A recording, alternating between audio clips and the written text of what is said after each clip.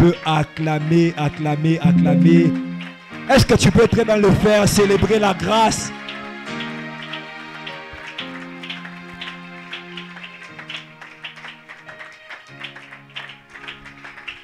On peut bénir Dieu, on peut acclamer les seigneurs. Est-ce qu'on peut acclamer les seigneurs?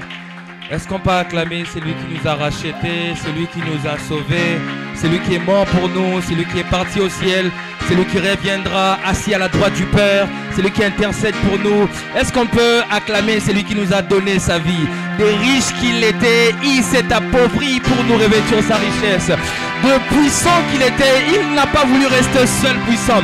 Il a partagé sa puissance avec nous. Est-ce qu'on peut acclamer le Seigneur? Nous ne sommes pas un cercle de jeunes occultistes. Nous avons Jésus, nous avons Jésus. Est-ce qu'on peut acclamer le Seigneur? La fierté d'appartenir à Jésus. Il dit, tout passera sauf sa parole lui-même. Est-ce qu'on peut acclamer le Seigneur de Seigneur, le Roi de Rois? Il était, il est, il sera. Il était avant nous, il est avec nous. Il sera après nous. Nous ne l'avons pas fait de Dieu, il est Dieu avant nous. Ce n'est pas par nous qu'il existe, il existe de lui-même. Tout a été créé sauf lui. Tout subsiste en lui. Il connaît tout ce que nous sommes, mais il nous aime malgré cela. Il nous a créés, mais il est tombé amoureux de nous. Est-ce qu'on peut acclamer ce Dieu puissant? Il est merveilleux, il est merveilleux. Il est tombé amoureux de sa créature. Il est tombé amoureux de sa créature. Au lieu de s'arrêter là, il ne s'est pas arrêté là. Il est venu sur la croix, sur la croix. Sur la croix, il a dit, tu n'as voulu ni offrande ni sacrifice. Tu m'as formé encore. Pour ton amour, il n'a pas envoyé un ange. Pour ton amour, il n'a pas envoyé sa parole seulement. Il se fait chair comme toi. Il a voulu sentir le besoin que tu ressens, l'amour que tu as pour lui. Il nous a aimés en premier. Ce n'est pas ta sainteté qui a fait de lui qui vient sur la terre. C'est ton péché. Le Dieu qui t'a aimé à cause de tes péchés. Il a aimé tes défauts, il est mort pour ça. Est-ce qu'on peut encore l'acclamer? Est-ce qu'on peut l'acclamer bien? Gloire à Dieu, gloire à Dieu. Que la gloire soit rendue à Dieu. On peut s'asseoir.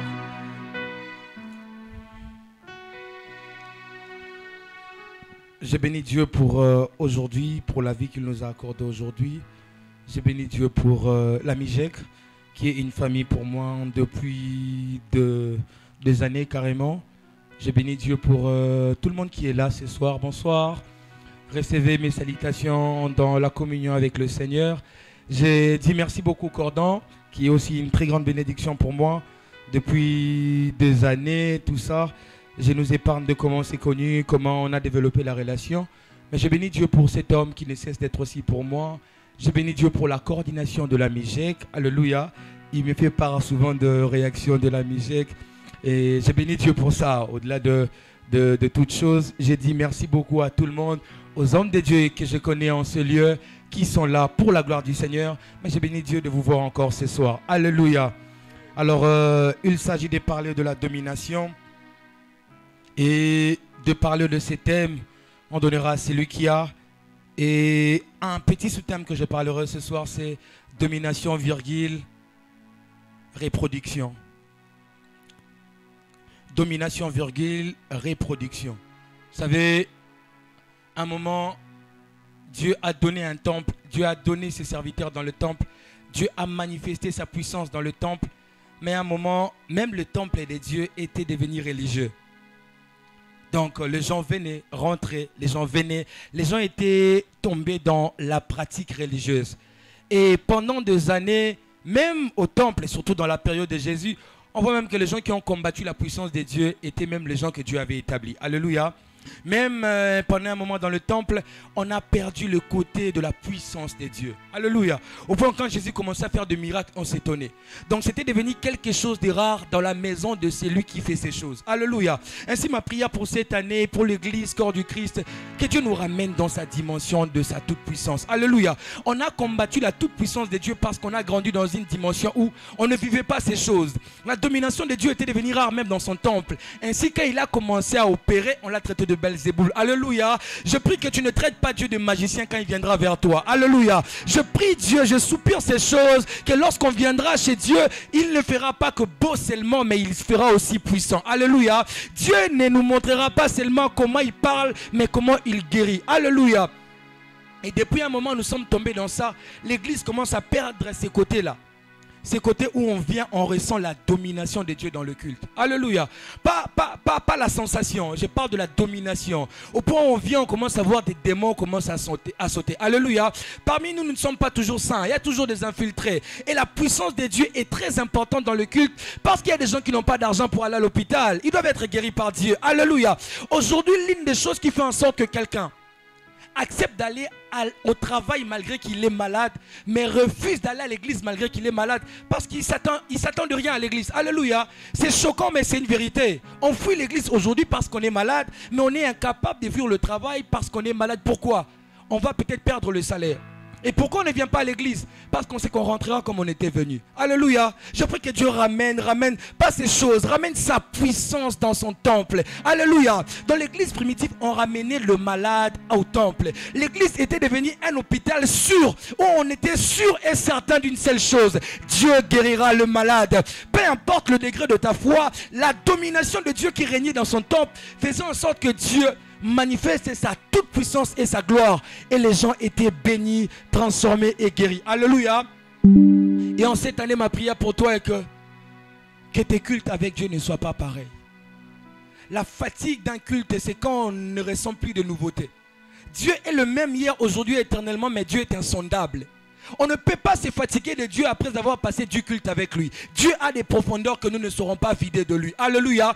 Dieu a des profondeurs que 1000 générations, 10 siècles ne pourront jamais vider de lui. Alors c'est pourquoi nous devons refuser ces cultes où on vient et on ressort comme si c'était une théorie ou bien un cours.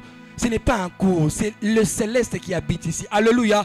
L'église fait moins peur que la maison d'un marabout. Pourquoi? Parce qu'on ne sent plus la puissance de Dieu à l'église. Ce lieu est redoutable, comme a dit Jacob. Alléluia. Je dis, ce lieu est redoutable. Arrête de voir, tout est simple, mais c'est puissant. Tout est simple, mais ce lieu peut déclencher un miracle que rien au monde ne pourra gâcher. Je dis, même dans sa simplicité, Dieu peut opérer un miracle où on ne pourra jamais s'y attendre. La femme à la perte de sang a dit: si je puis seulement toucher les pans de sa robe, je serai guéri. J'aimerais dire à quelqu'un, ça peut être simple mais puissant. Dieu peut ou ne pas te faire tomber mais te guérir. Dieu peut ou ne pas te parler mais te toucher. Dieu peut ou ne pas te faire tomber mais faire tomber ta destinée. Faire tomber ta destinée. C'est lieu redoutable. Ainsi, à chaque fois que tu viens dans la présence de Dieu, que Dieu t'accorde la grâce de le voir comme il est et non pas comme tu penses. Quand tu regardes ici, tu peux dire: c'est normal, je peux m'amuser, mais le roi qui siège en ce lieu, j'aimerais te dire la puissance qui se repose dans ce lieu, même si tu ne le ressens pas, il est là et il est puissant. Ce lieu est redoutable, non pas à cause de qui nous sommes, à cause de Dieu que nous invoquons en ce lieu, et il est puissant en ce lieu. Il est puissant en ce lieu. On va lire la parole de Dieu, Genèse chapitre 1.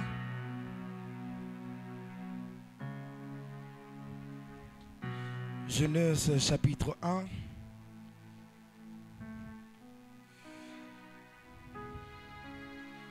Genèse chapitre 1, le verset 26. Je m'excuse. Puis Dieu dit: faisons l'homme à notre image, selon notre ressemblance, et qu'il domine sur le poisson de la mer, sur les oiseaux du ciel, sur le bétail, sur toute la terre, et sur tous les reptiles qui rampent sur la terre. Dieu créa l'homme à son image. Il les créa à l'image de Dieu. Il créa l'homme et la femme. Dieu le bénit et Dieu leur dit: soyez féconds, multipliez-vous, remplissez la terre et l'assujettissez. Dominez sur le poisson de la mer, sur les oiseaux du ciel et sur tout animal qui se met sur la terre. Alléluia. Et le reste, on dit comment est-ce que Dieu a donné le pouvoir et ce qu'il devait manger. Puisqu'on parle de la domination, j'aimerais qu'on retourne d'abord à la création. Alléluia. Dieu crée l'homme, c'est vrai comme on dit souvent à l'église pour l'adorer, mais Dieu donne le but pour lequel il a créé l'homme. Il dit: créons l'homme à son image, créons l'homme à notre image, afin qu'il domine sur le poisson. Alléluia. Je vais d'abord définir les mots domination, bien le verbe dominer. Le verbe dominer signifie avoir autorité sur quelque chose. Les mots traduits par dominer est les mots hébreux qui veut dire rada, qui apparaît dans 25 versets de la Bible, qui signifie, il y a beaucoup de définitions, mais je prie ces verbes: dominer, triompher et assujettir. Dominer consiste donc à établir son règne, avoir le contrôle dans un domaine, et il est important de recadrer ces termes. Dans Genèse chapitre 1, le verset 26 à 28, la Bible dit que Dieu a créé l'homme à son image, à sa ressemblance, afin qu'il domine sur les animaux. Bref. Ensuite, il a béni avec des bénédictions qui ressemblaient à des missions ou recommandations à faire pendant ses séjours sur la terre. Donc, l'homme avait une autorité à exercer sur les animaux, une mission à accomplir sur la terre et un travail à faire dans les jardins d'Éden. Alléluia. Dieu l'a placé pour qu'il les cultive. Mais malheureusement, dès l'entre-deux de la vie de l'homme et la femme sur la terre, Dieu a dit de dominer sur les animaux. Je ne comprends pas pourquoi. Mais malheureusement, chapitre 3 de Genèse, l'homme échoue à la première de mission. Alléluia. L'homme échoue à la première de mission, la domination sur les animaux. On dit que le serpent était l'animal le plus rusé et il est venu parler à l'homme. L'animal sur qui l'homme devait dominer est venu tromper l'homme en lui proposant de manger le fruit de l'arbre interdit, afin qu'il ne puisse pas dominer sur lui. Par là, j'ai tiré une leçon, c'est par moment, le diable est pour éviter de combattre ton étoile comme un ennemi. Parfois, il se déguise en ami pour le tendre pendant que tu es inconscient. Alléluia. Ce n'est pas tout le monde que le diable attend qu'il prenne conscience de qui ils sont. Parce que quand tu prends conscience de qui tu es, l'ennemi aura du mal à te vaincre.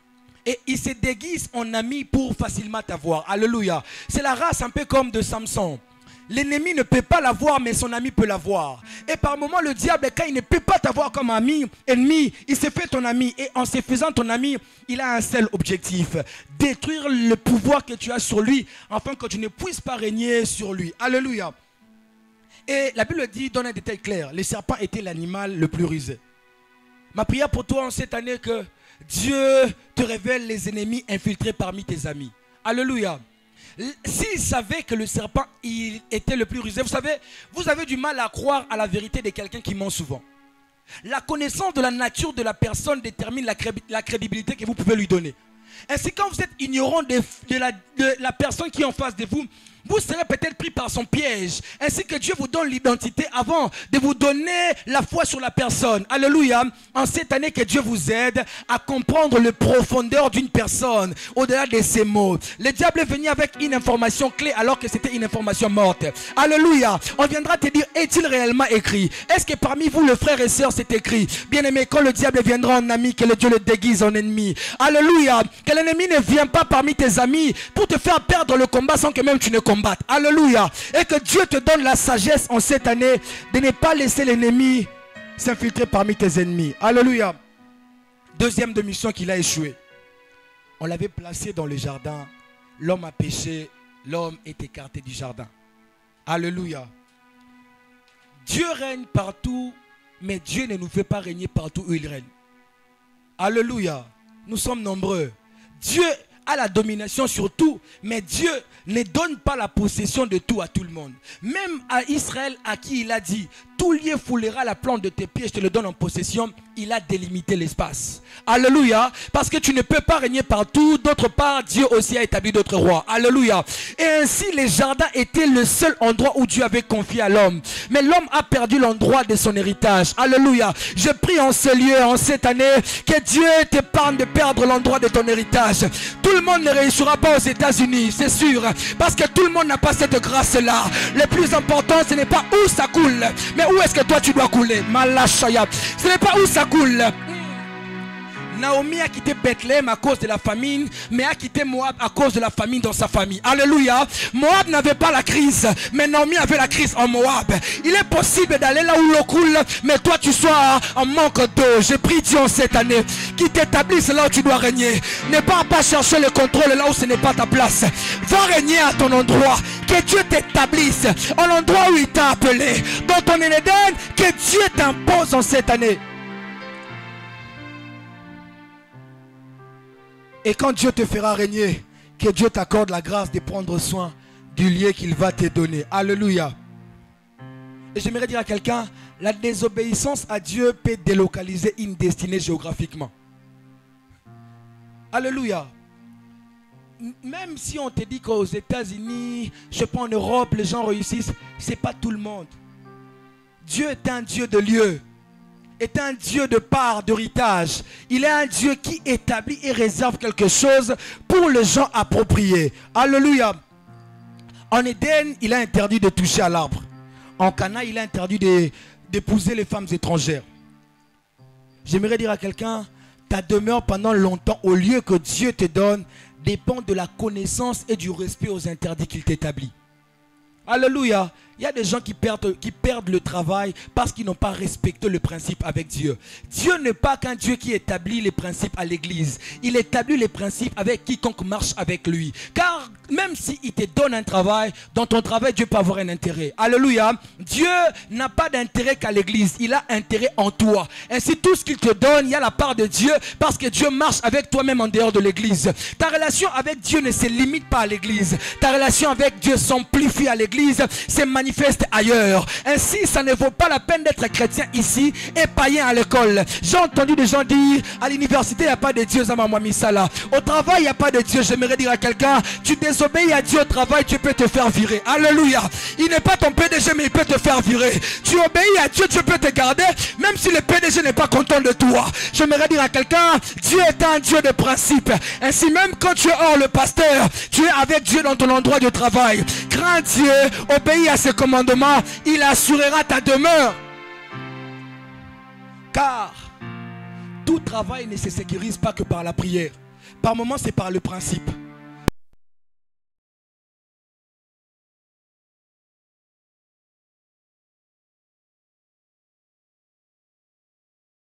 Ainsi l'homme chassé du jardin, et la pire de choses, disons, c'est que même la terre, quand Dieu crée la terre, Dieu bénit la terre. Tu produis tout ça. Mais quand l'homme a péché, même la terre, Dieu l'a maudite. Alléluia. Dieu n'est pas que le Dieu qui transforme les mal en bien.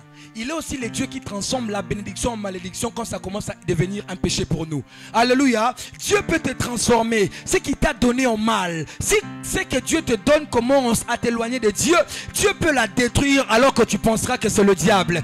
Dieu est jaloux de ce qu'il te donne et Dieu t'aime plus que ce qu'il t'a donné. Si tu commences à l'aimer plus que ce qu'il t'a donné, il peut te le prendre parce que c'est lui qui compte et c'est toi qui compte. Ce n'est pas l'intermédiaire de ce que tu reçois de Dieu. C'est toi et Dieu qui compte dans la relation. Ainsi, quand il te donne, conserve-le pur. Ainsi, Dieu se décida. L'homme du jardin jusqu'à aujourd'hui, l'homme a perdu la domination qu'il avait. L'homme a commencé à vivre ça et là. La Bible dit lors de la naissance de Seth, dans Genèse 5, l'homme a commencé à invoquer Dieu. L'homme commençait à chercher comment se rapprocher de Dieu, la relation qu'il avait perdue avec Dieu. Mais après le temps, Dieu s'est révélé aux hommes. Dieu a commencé à agir par les hommes. L'homme, petit à petit, commençait à reprendre sa relation avec Dieu. Mais l'homme avait du mal à reprendre sa domination sur la terre. Alléluia. Ainsi, Dieu s'est décidé non pas seulement de nous rapprocher de lui, mais de nous redonner la domination perdue par Adam. Alléluia. La domination, c'est l'autorité, ce n'est pas la prière, c'est la nature. Alléluia. Un homme autoritaire, la différence entre un homme qui prie et un homme autoritaire, j'aime souvent dire un ouin qui prie, ça c'est limite tout. Un homme qui prie supplie, mais un ouin qui prie ordonne. C'est ce qui fait en sorte par moment qu'un chrétien et un pasteur n'aient pas le même effet sur une même prière. Parce que l'autre parle sous les mandats. Et les choses obéissent à son mandat. L'autre supplie pour trouver grâce à Dieu pour que les choses lui obéissent. Et j'aimerais dire à quelqu'un, la domination n'est pas que je prends la prière d'autorité. C'est d'abord la nature de la personne. Tu peux ou ne pas crier mais ordonner. Alléluia. La domination n'est pas la foi. La domination c'est la position. Tu n'as pas besoin de crier. Quand tu es un père, tu es là à la maison. Les enfants parlent. Il suffit peut-être même que tu te lèves. La Bible même donne cette illustration. Il dit que Jésus a calmé la tempête. Il n'a pas parlé. Les disciples se sont dit, mais c'est qui cet homme? Il n'a même pas eu besoin de... Son autorité suffisait pour que le vent obéisse à sa personne. J'aimerais dire à quelqu'un, par moment, ce n'est pas l'énergie que tu dois dégager, c'est ta position que tu dois montrer. Tu es juste enfant de Dieu, ça te suffit et tu parles. Tu es juste oint de Dieu, ça te suffit et tu parles. Arrête par moment de faire d'exercice là où tu dois simplement ordonner. Arrête de supplier là où tu dois dire sors. Arrête de demander là où tu dois dire je prends. Parce que la domination te donne le pouvoir d'exercer ton autorité, même si les gens le veulent ou pas. Alléluia. Tu n'as pas besoin de plaire aux démons. Tu n'as pas besoin d'insister pendant longtemps. Sors, ça suffit et puis ça part. Alléluia. Et Christ est venu sur la terre nous réconcilier avec Dieu par le salut. Dans Ephésiens 2 on en parle. Nous recréer à l'image de Dieu, car il est l'image du Dieu invisible. L'une des choses que j'aime dans Colossiens, la Bible parle qu'il a dépouillé les dominations, le puissance à l'ennemi. Alléluia. Et nous redonner le pouvoir de marcher sur le serpent. Dieu a donné le pouvoir de marcher sur les animaux. Jésus à son tour nous donne le même pouvoir. Donc par moment vous comprenez que le pouvoir que Dieu donne, ce n'est pas celui de guider les animaux. Mais sûrement il y avait un esprit caché derrière ça, que Dieu parlait et donnait le pouvoir à l'homme. Alléluia. Et quand on a Christ, le diable ne peut se présenter comme un ennemi, mais pas comme notre maître. Alléluia. Un chrétien, le diable ne le possède plus. Alléluia. Le diable peut se présenter comme un ennemi, comme un obstacle, mais pas comme notre maître. Si tu as Jésus en toi, l'Esprit du Seigneur a franchi. L'Esprit du Seigneur prend, la Bible dit, il nous a transportés du royaume de ténèbres au royaume de la lumière. Ainsi, j'aimerais dire à quelqu'un, ne sois pas pressé de t'élever pour claquer tes mains afin de déclarer la domination. Mais rassure-toi que tu as été transporté et transformé par le royaume de la lumière. La domination n'est pas dans ta bouche, mais dans la foi que tu confesses à celui que tu as cru. Jésus est le seul qui nous donne la domination. Jésus est le seul capable de nous permettre de dominer sur la terre, sous la terre, dans les cieux. Alléluia.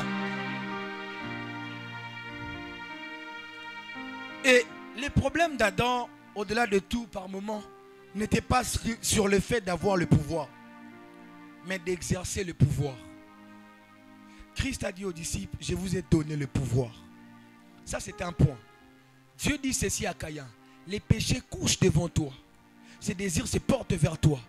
Mais toi domine. Dieu appelle à Caïn à dominer, mais Caïn n'a pas pu dominer.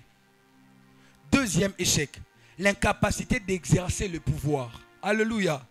L'incapacité d'exercer le pouvoir. Il ne s'agit pas seulement d'avoir, de recevoir le pouvoir. Il s'agit aussi de manifester le pouvoir. Alléluia. Et Christ n'a pas seulement dépouillé la domination de l'ennemi. Il ne nous a pas seulement redonné le pouvoir, mais il nous a envoyé le Saint-Esprit. Alléluia. Alléluia. Il a dit aux disciples, ne partez pas encore. Vous recevrez une puissance. My goodness. Vous recevrez une puissance. Les problèmes de certaines personnes, vous parlez que vous avez cru, mais la puissance par moment manque. Face au combat de la famille, vous venez comme enfant de Dieu, mais comme un enfant, au lieu d'être un fils. Au lieu d'être un fils, par moment on vient chez Dieu, on parle à l'ennemi comme un enfant au lieu de lui parler comme un fils. Il dit vous recevrez la puissance. Et le Saint-Esprit, Malasaya, le Saint-Esprit surviendra sur vous. Ah, j'aimerais dire à une sœur, le Saint-Esprit, sa priorité n'est pas seulement c'est-à-dire que tu vois. Sa priorité de te donner le mandat d'exercer le pouvoir de Dieu sur la terre. La priorité du Saint-Esprit n'est pas seulement commencer à te montrer la vision, à te montrer l'homme de ta destinée. Il te donne d'abord le pouvoir sur ta destinée. Il te donnera d'abord le pouvoir de ta destinée. Car si tu as le contrôle de ta destinée, tu peux tout gérer. Tu peux tout gérer. Ainsi dit, vous recevrez une puissance. J'aimerais dire à quelqu'un, j'espère que tu n'as pas laissé ce côté-là. Tu n'as pas seulement cru, tu es parti. Il y a une puissance avant d'aller. J'ai dit qu'il y a une puissance que Dieu décharge sur la vie de ceux qui ont cru en Jésus. Ils ont vécu avec lui pendant 3 ans. Mais il dit, je dois partir. Vous avez reçu la puissance, le pouvoir. Mais il y a une chose. Il y a une chose, alléluia. Il y a une chose, Malasaya. Il y a une chose. Tu pries bien la nuit. Tu te réveilles aussi la nuit, tu pries. Tu viens à l'église. Mais apparemment, par moment, c'est comme il y a une chose qui manque. La plénitude du Saint-Esprit. Je dis la plénitude du Saint-Esprit. Ça prend ton corps, ça prend ta vie et ça t'emporte. La Bible dit l'Esprit, les vents soufflent où tu veux, où il veut. Tu entends le bruit, tu ne sais pas d'où ça vient, d'où ça part. Il en est de même pour tout celui qui est né en esprit.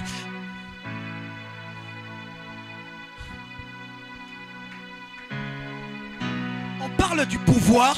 Il n'y a pas que le pouvoir, il y a la manifestation de Dieu sur tout. Dieu a prévu plus que ce que tu dis. Dieu a prévu que ta bouche dégage le feu. J'ai dit, Dieu a prévu plus que tu dis. Dieu a prévu que toi, tu rends le lien de la famille. Tu rends le lien de la famille. Il se passe quelque chose avec Gédéon. Celui qui doit délivrer sa famille, il se retrouve en train de battre le blé à l'abri des Madians. Dieu lui dit, qu'est-ce que tu fais? Qu'est-ce que tu fais? Il dit, non Dieu, tu sais, depuis un moment, nous là on souffre. Nos pères nous ont raconté que on a vu à Idaoussa, on a vu à Idinabala.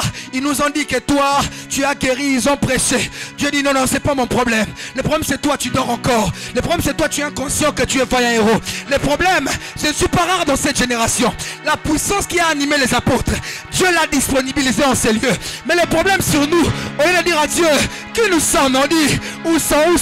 Non, il n'y a plus, mais il y a toi. Il n'y a plus Haïti Nabala, mais il y a toi. Il n'y a plus nos pères, mais il y a toi. Et la puissance de Dieu est en mesure de se déverser totalement sur toi. Tu ne sais pas ce que Dieu peut faire dans la vie d'une personne en qui il habite totalement. Même toi-même, tu ne sais pas ce que tu peux devenir si Dieu se décide de te remplir totalement. Tu es ignorant de la nature que tu es, car la puissance de Dieu sur toi, tu risques même de te dire, est-ce que c'est moi? Oui, c'est un Dieu qui s'est investi en toi. J'ai dit, c'est un Dieu qui s'est investi en toi. Il est temps que tu arrêtes de subir et que tu fasses subir. Il est temps que tu arrêtes de dire, j'ai détruit, mais que c'est toi qu'on cherchera à détruire. Que la puissance de Dieu s'impose sur toi. La domination. Alléluia. Par l'esprit, nous avons la domination. Et sur trois choses. J'avais défini comme dominer, rada qui veut dire dominer, triompher, assujettir. Trois choses que l'esprit nous donne aussi quand il nous apporte sa domination. La domination, l'autorité sur le serpent. Alléluia. Alléluia. Par moments, c'est choquant. Jusqu'à aujourd'hui, nous luttons encore contre des oncles, contre des ancêtres. Alors que dans Éphésiens, on dit qu'on combat même contre les principautés. On est encore dans la petite catégorie dans la bataille. Alléluia. Toi, tu es encore dans tente. Ça dit, il y a des principautés, il y a plus que tente. Nous luttons contre des principautés. Et si tu ne dois pas venir avec des prières, avec des attitudes comme si tu veux ou tu ne veux pas. Il y a plus que ta tente. Malachaya. Je ne te fais pas voir la grandeur de l'ennemi, mais je te fais voir la conscience de ton âme et la grandeur de Dieu. Nous combattons contre des gens qui ne dorment pas. Nous combattons contre les gens qui ne dorment pas. Ils sont plus que nos tantes, ils sont plus que nos ancêtres. Ce sont des principautés. Mais sur ces principautés, Dieu nous a donné le pouvoir de triompher sur eux. Sur ces principautés, Dieu nous a donné le pouvoir. J'ai dit, Dieu t'a donné le pouvoir de vaincre les esprits. Est-ce que tu imagines? Les esprits ne meurent pas. Et Dieu nous a donné le pouvoir de vaincre ces principautés. Tu dois l'exercer. Alléluia. Et deuxième des choses, l'esprit nous aide à triompher sur le péché. Alléluia. Dieu dit à Caïn, le péché se couche devant toi. Ses désirs se portent vers toi, mais toi domine. Tu as le pouvoir de dominer sur le péché. Tu as le pouvoir de dominer sur le péché. Tu as le pouvoir de dominer sur le péché. C'est quoi ces péchés qui te tourmentent? Dieu a déversé sur toi la puissance, pas seulement d'envoyer le feu à l'ennemi, mais de consumer les péchés qui veulent te consumer. J'ai dit, Dieu t'a donné le pouvoir d'être en mesure de ne plus pécher. Je parle du péché, car la Bible dit quiconque se livre au péché est esclave du péché. Il faudra, pour dominer, être libre de tout péché, être libre de l'ennemi. Christ t'a affranchi du diable, le Saint-Esprit t'aidera à vaincre le péché. Je parle du péché, je parle du péché. Et il dit, jusqu'à quand j'oserai-vous des deux côtés? En cette année, s'il te plaît, sois assis, sois stable. En cette année, ne sois pas un moment chaud, un moment froid. Sois stable. Et le Saint-Esprit a cette capacité-là. Tu dois vaincre le péché qui te domine. La domination, c'est aussi ça. La domination, c'est aussi ça. Depuis un moment à l'église, on a perdu ce côté où Dieu délivre du péché. Alléluia. Dieu ne délivre pas seulement des ennemis. Du péché qui peut te conduire en enfer. Du péché qui rend ta prière impuissante. Du péché qui te vole la joie. La joie. Dieu est en mesure de te rendre beau et saint. Je parle de la sainteté. Ça nous arrive en tant que Quinois, qu'on regarde un homme, on dit, ça peut arriver qu'on dise, parce que la puissance de Dieu n'est pas réservée qu'à la chair, à tout enfant de Dieu. Il leur a donné le pouvoir de devenir enfant de Dieu. Il est possible qu'on dise de toi, sœur, je peux même miser l'argent. Je te dis, elle ne va pas tomber. Je peux miser l'argent. Oh, c'est possible. Ce n'est pas que de la Bible. Avec toi, tu peux le faire. C'est dit, avec toi, la même chair. Dieu est en mesure de te dire, tu te regardes, tu dis, mais qu'est-ce qui s'est passé? Le Saint-Esprit t'a enivré de son onction. Le Saint-Esprit t'a donné le goût de la sainteté. Le Saint-Esprit t'a changé.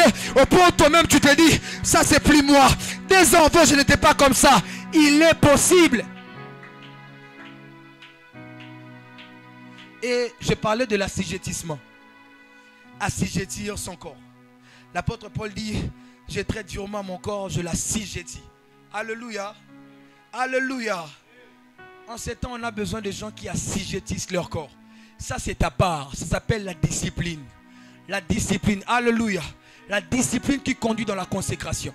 Vous savez, en soi, la consécration n'intensifie pas l'onction. La consécration n'amplifie pas qui tu es. La consécration permet à celui qui amplifie ton onction de rester et d'être ta source. Alléluia. Samson a dit, si on me coupe les cheveux, je serai comme tout homme. Sa discipline était ses cheveux. Mais la puissance n'était pas ses cheveux, c'était Dieu. La Bible dit qu'on l'a coupé les cheveux. Il n'a pas perdu parce que ses cheveux étaient seulement coupés. Parce que Dieu s'est retiré de lui. Bien-aimé, la consécration amènera Dieu avec toi. Est-ce que tu sais qu'il y a des gens qui marchent avec Dieu? Toi aussi tu peux devenir comme ça. Est-ce que tu sais que Dieu peut habiter avec toi? Est-ce que tu sais que Dieu peut marcher avec toi? Sans la prière, il y a des gens qui tombent. C'est à Jésus. Si tu eusses été là, mon frère ne serait pas mort. Il y a des problèmes qui arrivent parce que Dieu est absent dans nos vies. Les gens sont forts dans la prière au lieu d'être forts dans la communion avec Dieu. Si tu eusses été là, le problème est que la mort est venue parce que toi tu n'étais pas là. C'est pas parce qu'on n'a pas prié. Si tu marches avec le président, tu ne connaîtras pas ce qu'on appelle embouteillage.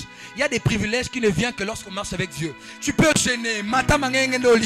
Tant que lui-même n'est pas là, il y a de ces choses, tu auras comme l'impression que tu ne pries pas. Non, il y a de ces choses qui n'obéissent qu'à sa présence. Pas aux gens qui prient, mais au Dieu qui marche. J'aimerais dire à quelqu'un cette année, tu dois dominer d'abord sur toi-même. Vaincre le péché qui te rend esclave. Vaincre le péché qui te rend esclave. Alléluia. L'apôtre Paul dit, Pierre, il dit, c'est pourquoi il vous calomnie, parce que vous ne vous précipitez plus dans le même débordement des débauches qu'eux, avec eux. Par moments, on sent que tu n'es plus. Alléluia. Et Moutadjaz, Azasute, Dieu l'a enivré. Dieu a la capacité de déverser son amour sur toi au point où tu ne peux pas croire. Quand tu vois ce que Dieu a fait avec Moïse, tu te regardes, tu dis que c'est impossible. Mais regarde qui était Moïse, tu verras que c'est possible. Il a pris Élisée en train de paître le brebis. Alléluia. Il a pris en train de paître le brebis, mais il a fait de lui Élisée un des plus grands prophètes d'Israël. J'aimerais dire, ton corps n'est pas disqualifié dans ce que tu peux faire. Alléluia. Au Congo, Dieu ne t'a pas disqualifié. Qu'est-ce que tu as qui peut disqualifier Dieu? C'est sa grâce et sa puissance. Lui, il a seulement besoin d'un récipient. Il dépose qui il est. Il dépose qui il est. Comment les gens qui prient beaucoup font? Ils ne font rien. Ils sont juste tombés amoureux de la puissance de Dieu. Comment on gêne? Comment on prie? Comment on fait le péché? Il n'y en a pas de méthode. La seule méthode c'est Dieu. C'est laisser Dieu prendre l'autorité et le reste viendra après. Le reste te suivra après. Tu dois dominer cette année. Ainsi, il faut la foi en Jésus. Parce que l'église est par moments basée sur les infiltrés. Les gens qui sont venus à cause des problèmes au lieu de venir à cause de la foi. Alléluia. Venez parce que vous avez crié en Jésus. Ne venez pas parce qu'il y a beaucoup de problèmes au Congo. Ne venez pas parce que trouver l'homme de sa vie fait tendance. Venez parce que Jésus vous a sauvé. Car après tout ceci, il reviendra nous prendre. Et le plus important, c'est d'être avec lui. Et non seulement de jouir de ce qu'il est capable de faire pour nous. Alléluia. Dieu veut que nous puissions dominer. Ainsi, tu dois développer l'intimité avec le Saint-Esprit. Alléluia. L'intimité avec le Saint-Esprit. Le Saint-Esprit est réel. Le Saint-Esprit est réel. Il habite encore de corps. Il anime encore des vies humaines. Il donne encore le pouvoir. Il donne encore le pouvoir. Pensez-vous que si Joseph n'était pas élevé à ces points-là, sa famille serait nourrie? Parce que par moments on se dit, si Dieu ne m'a pas appelé au ministère, voilà, je suis libre de faire ce que je veux. Là où tu travailles, est-ce que ton père peut être bien accueilli? Par moments c'est le pouvoir. Les pouvoirs. Les pouvoirs associés au travail. Les pouvoirs associés au travail. On sent que tu es quelqu'un d'autre. On sent que tu as Dieu. On sent qu'il y a un esprit hors humain qui habite en toi. C'est ça le Saint-Esprit. Alléluia. Et on parle maintenant de la parabole avant de fusionner le tout. Dans le texte qui est l'un des textes de base que je nous conseillerais peut-être de lire à la maison. Matthieu 25, 14 à 30. Jésus parle de l'histoire des talents. La Bible est en train de dire que le maître devait voyager. Il a appelé ses serviteurs. Il a donné à chacun le talent. À l'un 5, au deuxième 2, à l'autre 1 talent. Alléluia. Je saurais peut-être lui définir la parabole et tout. Et parce que la question, la réponse, là, le verset, les chapitres 26, 25, est l'une des réponses que Jésus donne au chapitre 24. Les disciples lui ont donné quels seront les signes de ton avènement et de la fin du monde. Christ a commencé à illustrer cela. Et en donnant cette parabole, il a voulu qu'ils comprennent que le plus important, ce n'est pas repérer les signes du retour de Jésus, mais s'apprêter pour le retour de Jésus. Alléluia. Ça ne vaut pas la peine par moment de comprendre. C'est peut-être sur le plan interpellatif, ça nous interpelle là où nous allons, mais le plus important, c'est de s'apprêter pour son avènement. Il dit, le royaume des cieux sera comme un maître qui veut sortir. Il appelle ses serviteurs. Il donne 5 talents, 2 talents, 1 talent. Alléluia. Et l'une des vérités à retenir, parce que généralement la parabole, de manière concise, est un récit qui a pour but de révéler un enseignement. Jésus l'a utilisé beaucoup de son parcours pour illustrer ce qui était dans le royaume des cieux sur la terre. Ce sont des choses qu'on ne voyait pas. Lui, il est le seul à avoir vécu ça. Alors, il utilisait le langage humain pour interpréter ou bien nous faire comprendre ce qui s'est passé dans le royaume des cieux. Il dit que le maître est parti, il a laissé les talents. Mais il reviendra. Alléluia. Il reviendra.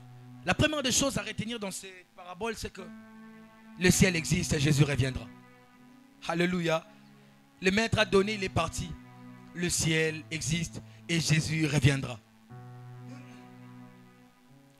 Et il dit qu'il a donné à chacun selon sa capacité. J'aimerais dire à quelqu'un, personne parmi nous ici n'a rien de Dieu. Alléluia. Personne parmi nous n'a rien reçu de Dieu. D'ailleurs même l'apôtre Paul lui dit dans 1 Corinthiens, qu'avez-vous que vous n'avez point reçu? Ça, la partie que j'aime. La deuxième partie que j'aime dans sa question, c'est et pourquoi faites-vous comme si vous n'avez point reçu? Alléluia. Qu'avez-vous que vous n'avez point reçu? Mais pourquoi vous faites comme si vous n'avez rien reçu? Bien-aimé mon frère, ma soeur, tu as reçu quelque chose de Dieu entre tes mains. Tu as reçu quelque chose de Dieu dans ta vie. Tu as reçu quelque chose de Dieu selon ta capacité. Alléluia. La Bible dit ceci dans l'histoire de la manne. Chacun ramassait selon sa maison. Mais lorsqu'on ramenait les quotas de chacun, on mesurait ça sur l'homère. La Bible dit, quand on mesurait sur l'homère, il y avait de ceux-là qui avaient ramassé beaucoup, il y avait de ceux-là qui avaient ramassé peu. Mais j'aime la conclusion que la Bible dit, ceux qui avaient ramassé beaucoup n'en avaient pas de trop, et ceux qui avaient ramassé peu n'en avaient pas de moins. Chacun ramassait selon sa nourriture. Donc la maison où on était 2, c'était normal qu'on ramasse 2. Et la maison où on était 10, c'est normal qu'on ramasse 10. Quand on balançait, il y avait des gens qui avaient pris plus que les autres. Mais quand on mesurait selon les maisons, personne n'avait pris plus ou moins que l'autre. Parce que chacun prenait selon sa vie. Alléluia. Aujourd'hui, nous tombons par moments dans des compétitions, jalousie, parce qu'on pense que Dieu a donné aux autres plus que nous. Dieu n'a donné à personne plus que toi. Ne comptabilise pas ce que Dieu donne en fonction de la balance. Tu risquerais de croire qu'il y a des gens que Dieu a favorisés mieux que toi. Personne Dieu a favorisé mieux que toi. Mais il y a des gens qui ont valorisé mieux que toi ce que Dieu leur a donné. Le problème est qu'on n'arrive plus à apprécier ce qu'on a à cause de ceux qui ont déjà valorisé ce qu'ils avaient. Et on pense qu'on devait avoir ce qu'ils avaient alors qu'ils étaient au même départ que nous, mais seulement eux, ils se sont donnés dans ça, ils ont mis du sérieux. En cette année, as-tu mis du sérieux dans ce que tu fais? En cette année, au-delà de ce que tu prévois, qu'est-ce que tu as établi? La Bible dit ceci, deuxième détail. Et j'aimerais dire à quelqu'un ce que tu as et ce qu'il te faut. Alors n'en cherche pas plus, mais produis plus avec ça. Il fallait que Dieu me donne beaucoup. Non, il ne fallait pas que Dieu te donne beaucoup. Ce que tu as te suffit. Un jour, les disciples sont venus dire à Jésus, c'est quelque chose qui me motive depuis un moment. Depuis un moment, notre prière, c'est par moment, Dieu, je veux une nouvelle dimension. On est d'accord? Alléluia. Toi aussi, tu as fait cette prière. Moi aussi, j'ai fait cette prière en cette année. Seigneur, nouvelle année, nouvelle dimension, nouvelle onction, nouvelle... Un jour, les disciples sont venus voir Jésus. C'est l'un des thèmes. Je n'ai jamais suivi la prédication, mais c'est l'un des thèmes que je garde cordon. Augmente ma foi. Je crois que c'était comme ça. Il dit, augmente-nous la foi. Jésus avait cette tendance de répondre pas à la question, mais de répondre à la question de manière indirecte. On a dit à Jésus, augmente-nous la foi. Jésus dit ceci. Le plus important dans la foi, dans l'exercice de la foi, ce n'est pas sa quantité, mais la qualité. Car tant que la foi est vraie, sans doute, même à la taille d'un grain de sénévé, elle peut produire des exploits au point de déplacer une montagne. C'était une manière de leur dire, vous, votre problème, c'est qu'il n'y a pas même de foi. Il ne faut pas qu'on augmente ça. Mais seulement vous, il n'y a pas de foi parce que même quand elle est petite, elle est explosive. J'ai dit, même quand elle est petite, hein, elle est explosive. Le problème de la foi, ce n'est pas sa taille, mais sa qualité. Et si j'aimerais dire à quelqu'un, ce que tu as reçu, ce n'est pas la taille, mais la qualité de ce que tu produis. Est-ce que tu as reçu quelque chose? Est-ce que ta foi produit quelque chose? Est-ce que ta dimension là, que tu veux demander à Dieu d'en rajouter, où est sa limite? Dieu ne donne pas par sa part. Dieu ne donne pas par envie, mais par besoin. Dieu rajoute par besoin. C'est quand il voit que le besoin commence à se présenter, ainsi il rajoute. C'est pourquoi cette femme à qui on a dit prends l'huile, verse sur le vase. Quand il n'y a eu plus de vase, il n'y a eu plus d'huile. Quand il n'y a plus de vase, il n'y a plus d'huile. Parce que Dieu ne gaspille pas ce qu'il donne. Dieu est un capitaliste. Dieu est un capitaliste. Ce n'est pas qu'il en manque, mais il veut t'enseigner comment amplifier ce que tu as. Ce que Dieu t'a donné est suffisant. Il a dit à Gédéon, va avec la force que tu as. C'est suffisante. Elle est capable de produire l'inattendu. J'ai dit, ce que tu as reçu de Dieu est capable de couvrir 365 jours.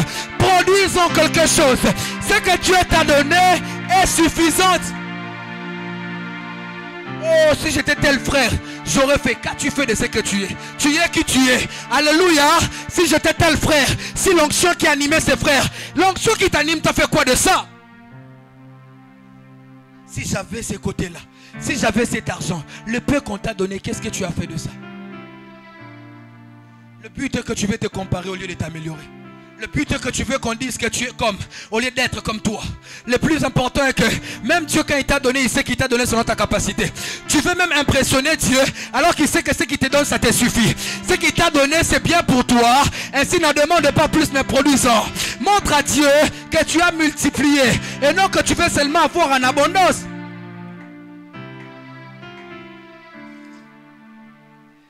Les deux premiers ouvriers, ils ont pris les talents. Ils sont allés, ils les ont multipliés. Ce que Dieu nous a donné, ça se multiplie non pas par la prière, mais par le travail. Alléluia. Par moment, on pense que Dieu t'a déjà donné par la prière. Multiplie ça par tes efforts. Car la part de Dieu, c'est de te donner et ta part, c'est de multiplier et conserver. Ainsi, par moment, on demande à Dieu des choses que nous-mêmes, on devait faire. Alléluia. Dieu veut accomplir des choses avec toi, mais toi, tu attends que Dieu l'accomplisse pour toi.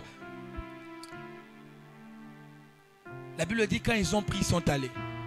S'il te plaît, en cette année, ne sois pas celui qui renvoie toutes choses à demain. Ne sois pas un procrastinateur, mais sois un précrastinateur. C'est lui qui agit aussitôt. Alléluia. Ils ont pris, ils sont partis. On les a oués, ils sont partis. Ils ont vu la révélation, ils sont partis. Ils sont sentis, ils sont partis. Ils disent pas encore, on attend encore. Non, il a donné, partez. Je dis à quelqu'un, en cette année, Dieu veut que tu partes. Arrête de trouver des excuses. Oh, je veux que ça soit encore clair. Je veux voir mieux. La parole est suffisante. Elle a déjà parlé. La Bible dit, quand il envoie sa parole, elle ne rend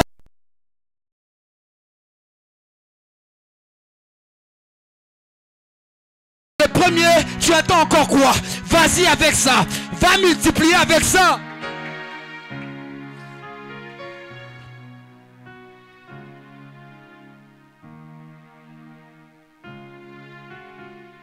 Ils sont allés alors que le maître est parti.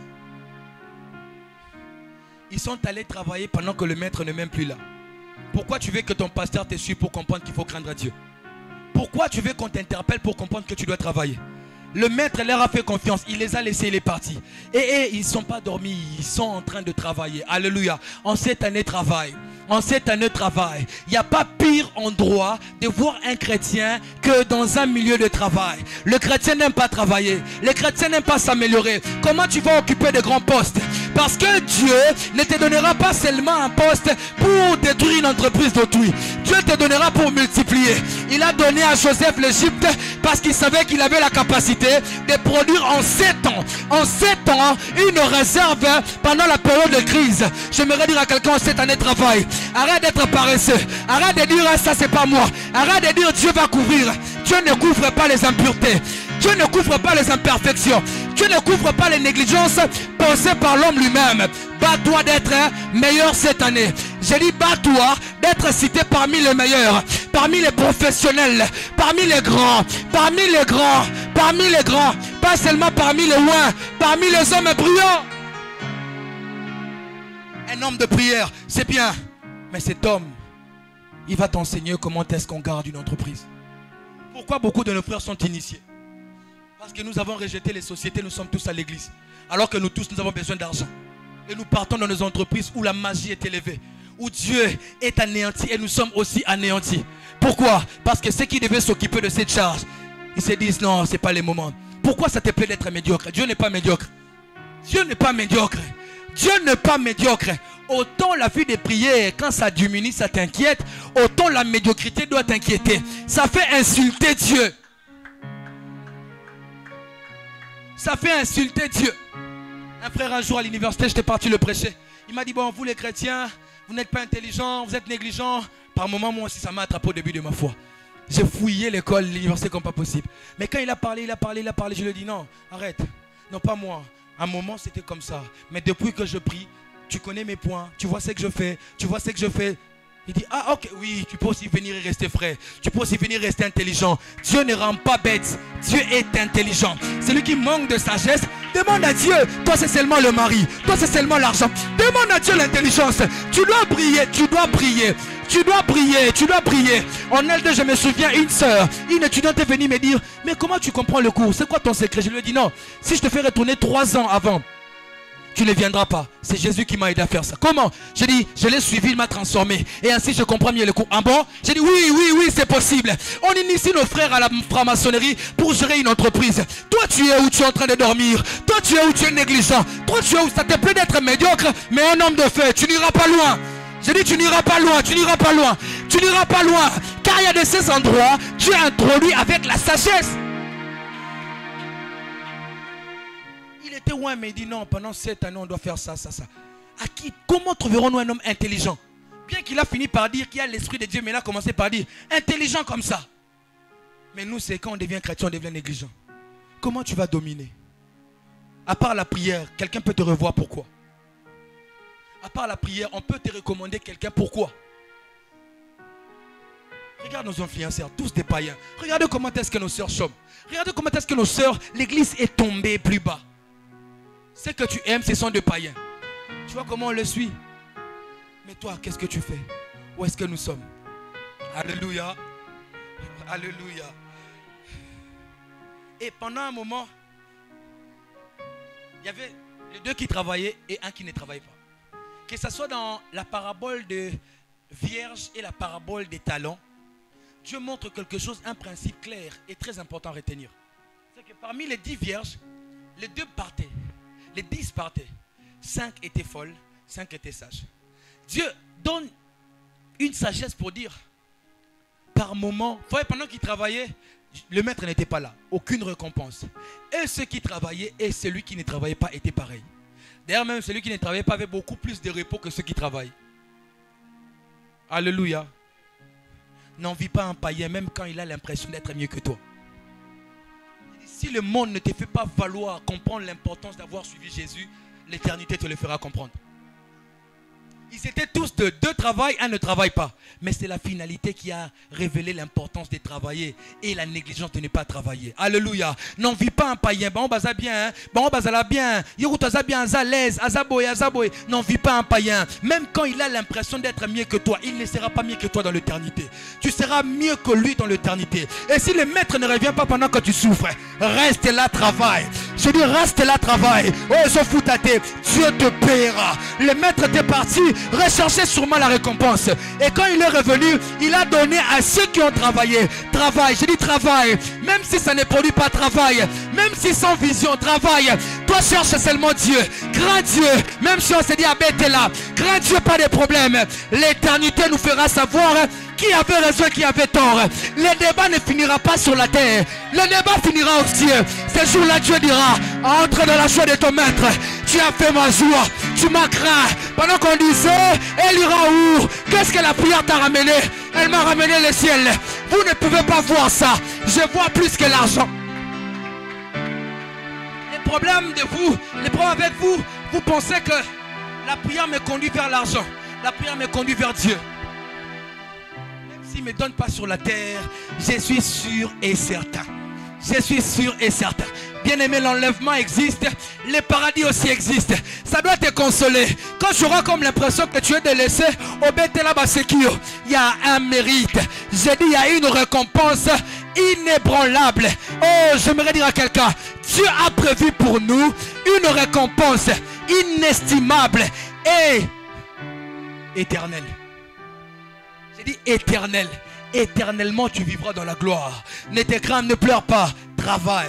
Je dis travaille, travaille, travaille. Le maître a traîné. Mais les disciples ne se sont pas fatigués.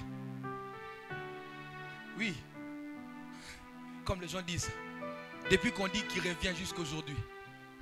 Il faut leur dire que même la mort n'est pas un obstacle pour l'avènement de Jésus. Car même les morts en Christ ressusciteront. Alléluia. Même s'il ne vient pas, nous on les craint. Même s'il ne vient pas, nous on les craint. Je préférerais, même si, comme dit par moment l'apôtre Paul, les paradis n'existaient pas. Je ne regrette pas de la vie que j'ai en Jésus. Elle me préserve de beaucoup de choses. Même si les paradis étaient infables comme les gens pensent, je ne regrette pas parce que grâce à cette vie-là, à cette croyance-là, il y a des gens qui n'ont pas fait n'importe quoi. Par peur de rater l'enlèvement, par peur de rater ses paradis. Et il y a une couronne que Dieu a réservée pour ceux qui l'aiment. Il y a une gloire à venir. Ma soeur, mon frère, n'abandonne pas. Oui, le païen peut paraître prospérer mieux que toi. N'abandonne pas. Ne dis pas à Dieu, comment moi je prie mais il n'y a rien. N'abandonne pas. Il y a un jour le maître reviendra. Le jour de notre récompense est prévu. Oh, j'aimerais dire à quelqu'un, si le diable paye ses employés, ne démissionne pas chez Jésus. Toi aussi tu auras ton salaire.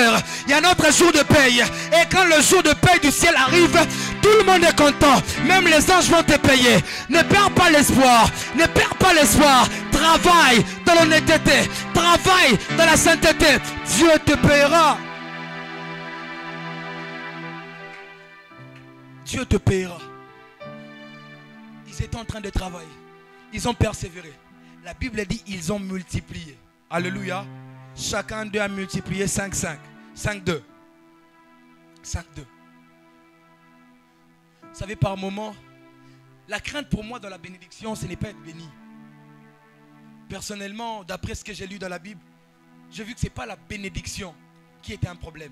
Le cœur de l'homme dans la bénédiction qui était un problème. Et ainsi, beaucoup de bénédictions que Dieu a données, voire même à Adam, Adam l'a perdu à cause de la qualité de son cœur. La Bible dit, ils ont multiplié 5, mais ils sont restés ouvriers. Alléluia. Ils ont multiplié 5, mais ils sont restés ouvriers. Tu as opéré des miracles. Ça ne fait pas de toi plus que ton pasteur. Tu restes fidèle. J'ai dit, tu as opéré, malgré que Étienne avait une forte connaissance, mais il distribuait à manger. Les apôtres restaient les apôtres. J'aimerais dire à quelqu'un, ne deviens pas orgueilleux parce que Dieu t'a donné. J'ai dit, ne deviens pas orgueilleux parce que Dieu t'a donné. Car ce qu'il t'a donné, ce n'est que de miettes par rapport à ce qu'il a. Tu ne dépouilleras pas Dieu si tu pars avec sa bénédiction, mais tu mourras après. Le diable pensait faire cela. Il est parti avec les anges. Dieu nous a même suscité. Dieu a suscité plus d'anges que même ce qu'il était parti. Alléluia. Tu ne dépouilleras pas Dieu, mais tu te perdras si tu pars avec la bénédiction de Dieu. Ainsi, j'aimerais dire à quelqu'un, quoi que ce soit, que Dieu te donne 1 million, 1 milliard, reste humble. Reste humble. Reste humble. C'est cœur d'enfant. C'est cœur de croire que Dieu reste ton Dieu. La Bible dit, lorsque Osia s'est devenu puissant, c'est un homme qui me fait peur. L'histoire du roi, c'est vraiment des histoires qui font peur. Ça commence bien, ça finit mal. Il dit, il cherchait Dieu pendant sa jeunesse. Il a cherché Dieu. Mais lorsqu'il est devenu puissant, son cœur s'éleva pour le perdre. Et il est devenu orgueilleux au point où le puissant roi est devenu lépreux. Dieu l'a puni. J'aimerais dire à quelqu'un, Dieu t'élèvera certainement, mais reste humble. Dieu te donnera ce que tu cherches, mais que cela ne te donne pas la satisfaction du besoin de Dieu. Alléluia. Ne te satisfais pas de Dieu parce qu'il t'a donné ce que tu cherchais. Reste humble, prie pour ton cœur, prie pour ton cœur. Et belé baya mabeko yo bazwa et puis bakenda babosana nzambe. Que cela t'enseigne, même s'il donnait 5, reste serviteur, reste serviteur, reste serviteur, reste à l'église, même si ça bouillonne, reste là, même si tu es PDG, tu n'es pas le PDG de l'église de Dieu, de ton entreprise, reste sur la chaise. Ici c'est un endroit sacré, on ne perturbe pas l'ordre. Dites à ces gens qui se pensent tout permis dans la maison de Dieu. Dieu n'est pas leur ami. Dieu n'est pas leur ami. L'église par moment a besoin de leur argent, mais pas Dieu. Dieu plus qu'eux. Ils doivent respecter la sainteté, la consécration, ce qui est sacré. Ils pensent que les hommes de Dieu ne valent rien parce qu'ils ont. Ils valent plus que tout parce qu'ils ont ce que vous ne pouvez pas avoir. Ils ont Dieu. Qui peut produire Dieu? Alléluia. Ils ont multiplié. Et Dieu, ils sont restés esclaves. Ils sont restés serviteurs. Alléluia. Quelques domaines, 3 domaines, on alla vers la fin que Dieu nous appelle à produire. C'est aussi la vie chrétienne. Jean 15, Jésus parle de fruits. Jean dit ceci: produisez les fruits dignes de votre repentance. Alléluia. Un chrétien, on sait le voir par sa nature, non pas par sa voix. Un chrétien n'a pas besoin de crier pour comprendre qu'il est chrétien. Il a besoin de se manifester pour comprendre qu'il est chrétien. Alléluia.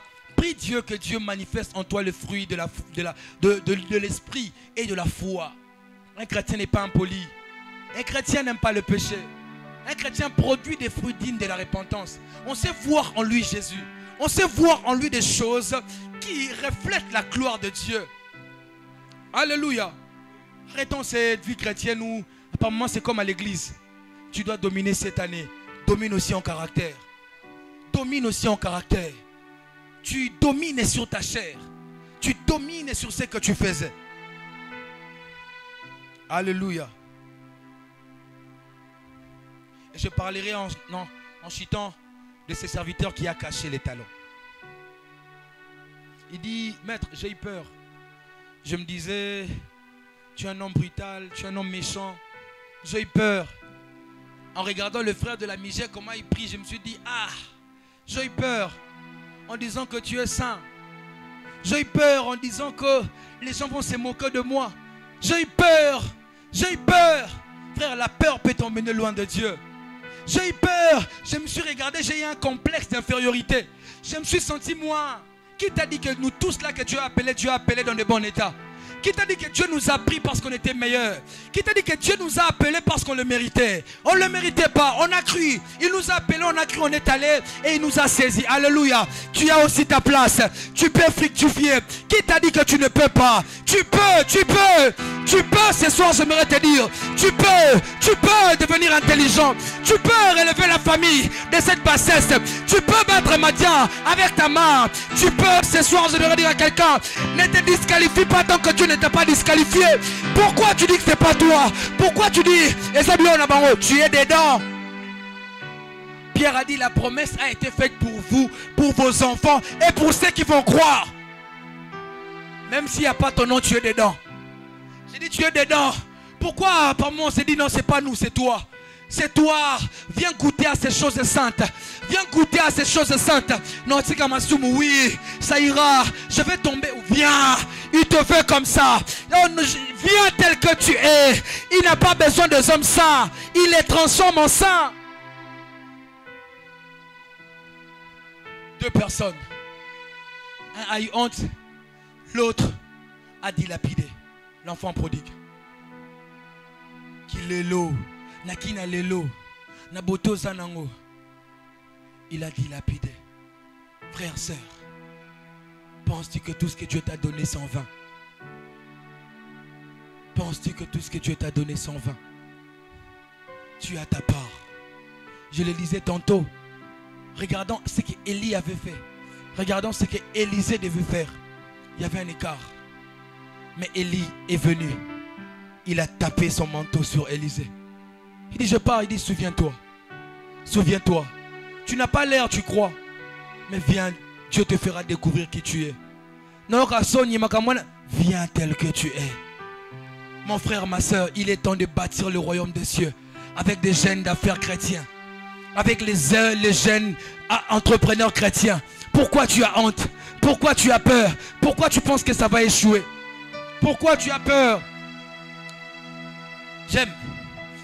Pendant que celui-là se serve de ça comme une excuse pour ne pas multiplier les talents, d'autres s'en ont servi comme une raison de multiplier les talents. Ah, je sais que Dieu est dur, donc si on ne multiplie pas, il va nous punir. Lui dit, je sais que Dieu est dur, si je multiplie, il va me punir. Là où tu penses trouver des excuses, il y a des gens qui ont trouvé des raisons de continuer.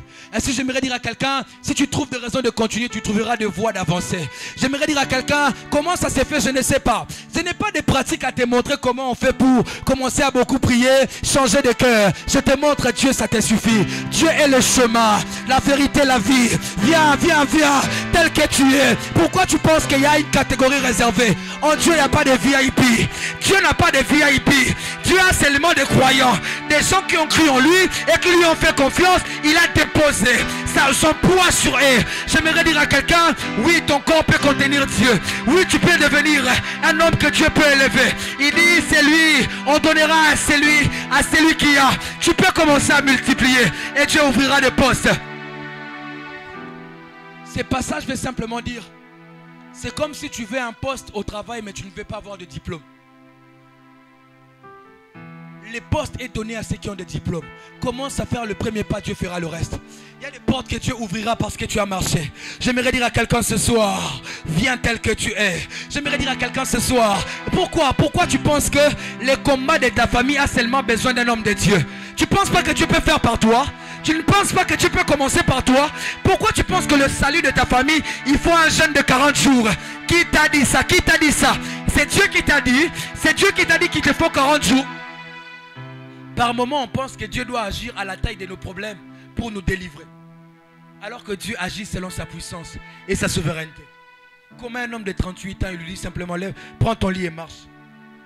Prends ton lit et marche. Pourquoi tu veux que Dieu prenne le même processus qu'a eu ton problème? Alléluia. Tu penses que Dieu doit aussi commencer par faire des choses comme ton problème faisait pour te guérir? Il peut te dire seulement, lève-toi, pars. Ce soir, j'appelle ces personnes. Ces messages a pour but de fortifier d'abord ceux-là qui tiennent debout. Comme a dit l'apôtre, que ceux qui tiennent se tiennent debout. Fasse garde de ne pas tomber. Frère, ne lâche pas. Ma sœur, ne lâche pas. Ça peut te vider tout, mais Dieu te voit. Ce n'est pas parce qu'il est silencieux qu'il est absent. Dieu est là, persévère. J'ai dit à quelqu'un qui est en train de multiplier des talents mais qui ne voit pas d'intérêt. Persévère. Dieu te voit, il ne t'a pas oublié. Dieu te voit, il ne t'a pas rejeté. Persévère mon frère. Persévère, persévère, persévère. Ne lâche pas, ne lâche pas. Persévère jusqu'à la fin. Il y a une récompense qui nous attend. J'ai dit il y a une récompense. Il y a une récompense. Il y a une récompense. Shadrach, Meshach, Abednego ont dit au roi, nous savons que Dieu va nous sauver. Mais si aussi ne le faisait pas, si aussi qu'il le fasse ou pas, que ta foi soit inébranlable, que tu le voies ou pas, n'abandonne pas parce qu'on t'a chassé à la fac, parce que tu manques de quoi manger. Ne cède pas, ne cède pas. S'il est absent ici, il ne sera pas absent demain. S'il est silencieux ici, c'est sûrement il t'attend déjà dehors. Et à toi qui s'est dit que c'est pas pour toi, ce soir j'aimerais te dire, Dieu a besoin de toi. Dieu a besoin de toi. Dieu a besoin de ton intelligence. Tu entends souvent dans des délivrances, on utilise ton étoile. Dieu a besoin de toi. Dieu a besoin de toi ce soir. Puisque tu dois dominer, Dieu a besoin de toi. Dieu a besoin de toi. Dieu a besoin de toi. La question par moment c'est quoi mon talent? Oui, on parle de talent, mais c'est quoi mon talent? Je dois commencer une carrière professionnelle. Nous sommes nombreux ici, je ne saurais pas dire à chacun le talent. Mais sache que Dieu a déposé quelque chose en toi ce soir. Si tu ne le reconnais pas, tu peux dire à Dieu ce soir, montre-moi ce que tu as déposé en moi. Montre-moi les trésors cachés en moi. Montre-moi, apprends-moi à valoriser ce que tu as déposé en moi. Je vois des hommes de ce monde valoriser leur talent. Je suis en train d'être émerveillé par la manière de prêcher d'un frère, par la manière de chanter d'un frère, par la manière d'économiser, de faire le business d'une sœur. Seigneur, c'est quoi ma part? Je ne suis pas là pour regarder seulement.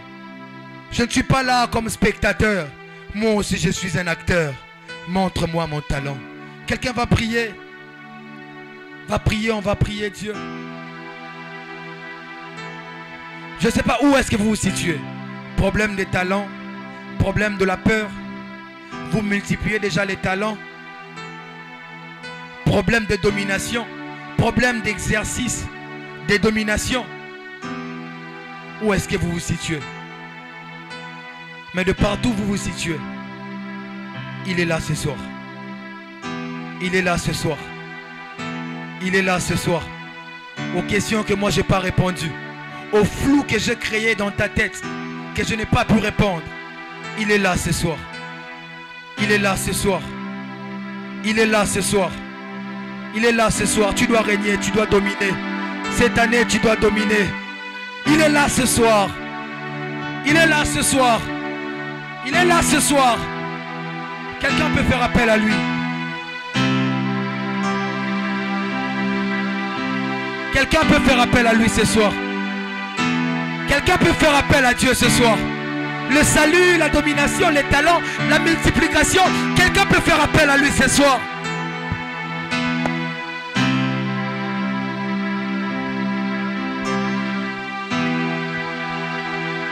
Est-ce que tu peux prier? Prie selon la parole que tu as reçue de Dieu. Je ne sais pas là où tu t'es senti concerné, mais j'aimerais que tu pries par rapport à cela. Si c'est un problème de talent, prie Dieu. Si c'est un problème dans ta capacité à multiplier les choses que Dieu a déposées en toi, demande à Dieu la force. Si c'est un problème de péché, demande à Dieu de t'en délivrer. Est-ce que tu peux élever ta voix et prier Dieu par rapport à la parole que tu as reçue?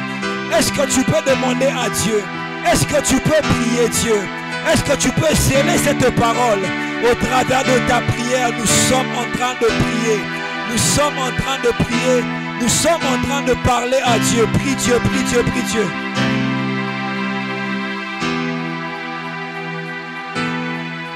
Seigneur, donne-nous de valoriser nos talents. Seigneur, donne-nous de fructifier nos grâces. Seigneur, donne-nous de fructifier nos grâces. J'aimerais dire à une personne, Dieu ne t'appelle pas à envier les grâces des autres, mais Dieu t'appelle, il t'appelle à travailler les choses qu'il a imparties en toi. Est-ce que tu peux demander cela à Dieu? Demande à Dieu la force. Demande à Dieu la capacité. Si tu étais un procrastinateur, dis à Dieu, je ne veux pas être une personne qui ramène à demain les choses qu'elle est censée faire aujourd'hui.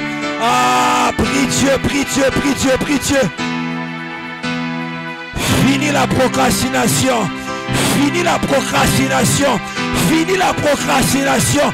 Je veux travailler aujourd'hui. Je veux travailler aujourd'hui. Je veux me mettre au travail aujourd'hui. Je veux me sanctifier aujourd'hui. Je veux courir aujourd'hui.